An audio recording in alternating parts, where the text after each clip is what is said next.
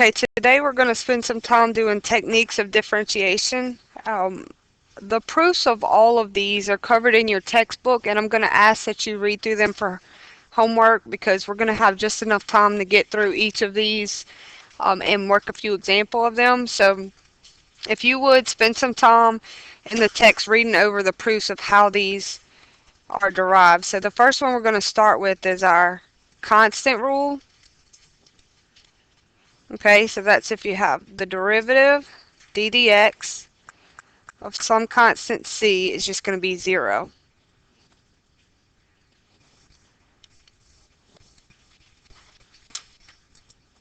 Alright, so our first example of that is just going to be if our f of x, our function, is -4. Okay, then we would just say f prime of x, the derivative of that, is equal to 0. Another example may be that if you have y equals 2 pi. Okay, don't be confused. 2 pi is just going to be a constant because pi is approximate value of 3.14. And if it's given in y notation, we can say y prime. It's just going to be 0.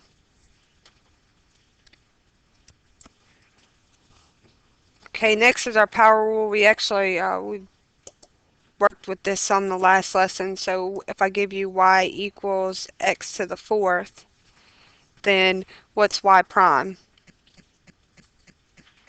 4x to the n minus 1, so that's just going to be 4x cubed. Okay, let me give you a couple examples to try. So y equals x to the -2.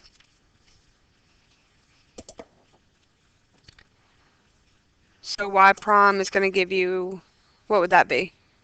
-2x to the -3, right? So let me just circle my answers.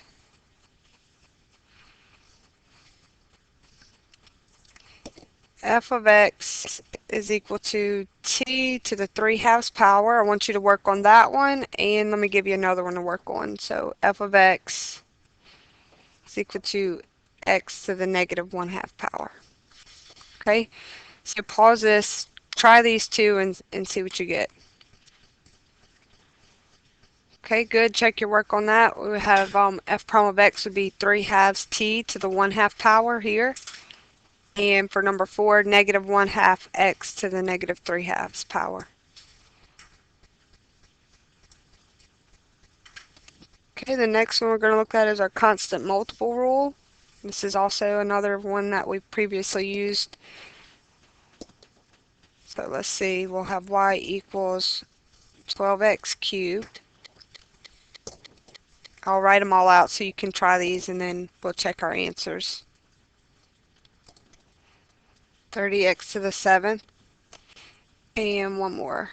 Let's do f of x is 5 times the square root of x. So pause it, try these, and then we'll check our answers. Alright, for this first one, we're just going to get 3 times 12. That's already there, so that's 36x squared. So y prime is 36x squared.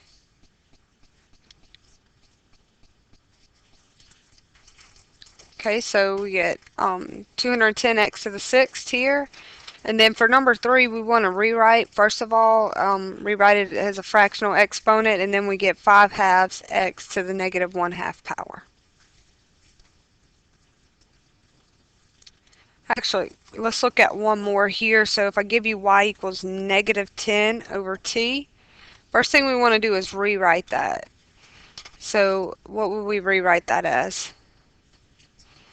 Y equals -10 t to the -1 power, right? So we write it using a negative exponent.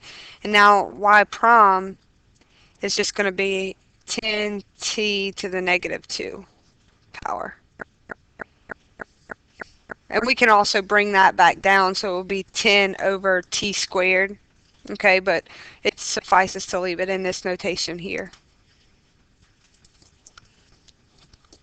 Okay, the next one is going to be our sum or difference rule.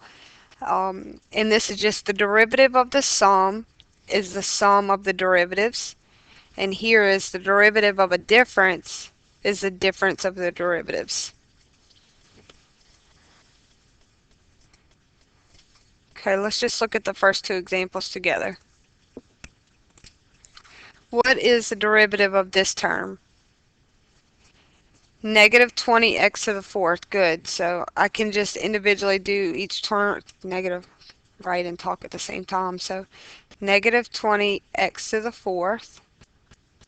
What about the next term? Minus 8. And then what about of 6? It's just 0, so we don't have to write anything. So,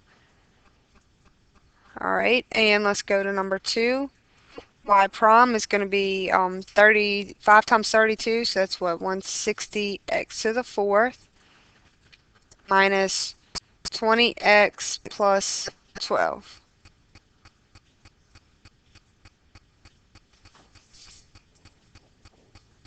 All right, let's approach two more examples. The first thing I want you to do with number 3 is rewrite and rewrite. So take a step to rewrite it so that it's more friendly to be able to use our power rule. Okay, so you rewrite this as negative t to the 1/2 power plus 6t to the negative 1 and take the derivative of it, and that's what we finished with. Okay, later you're going to learn some other rules that you will be able to have some options to evaluate the derivative of number 4, but as of now, we're just relying on our algebra. So what do you think we would have to do first? Distribute that out, yeah. So let's just distribute 3x squared, so that would give us 6x cubed minus 15x, and then now we take the derivative of that. So y prime is going to be 18x squared minus 15.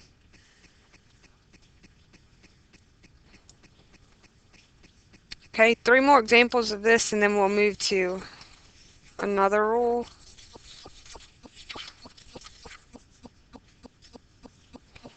Alright, what do you have to do first with this? You have to go off to the side and actually FOIL this out. So 2x plus 5 plus 2x plus 5. When we rewrite this, that would just give us 4x squared plus 20x plus 25.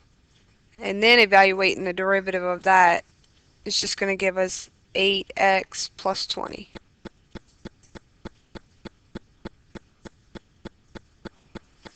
Okay, and number 6, what you want to do, and you may pause these and try them on your own before we move forward, but you need to simplify this. So term for term for term, I want you to simplify. Let me see if I can highlight this. So simplify here, divide by an x squared term, then simplify here, then simplify here.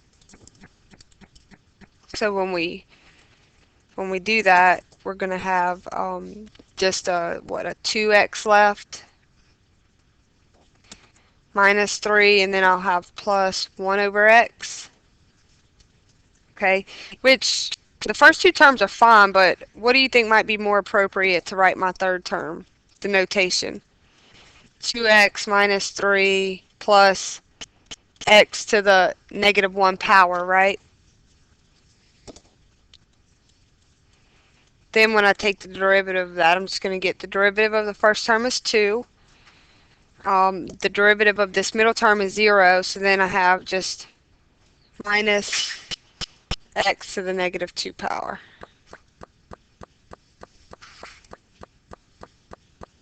Okay, and this our last one on number 7. It's just reminding you of a higher order derivative, just so keep that fresh. The second derivative, if we're given y equals 6x to the 7th minus 31x. So y prime is just going to be 6 times 7 is 42, x to the 6 minus 31. So the second derivative would be to take the derivative of the previous. So 6 times 42, I think that's 252, x to the 5th power. And so we can keep taking the derivative, get higher order derivatives by taking the derivative of the previous.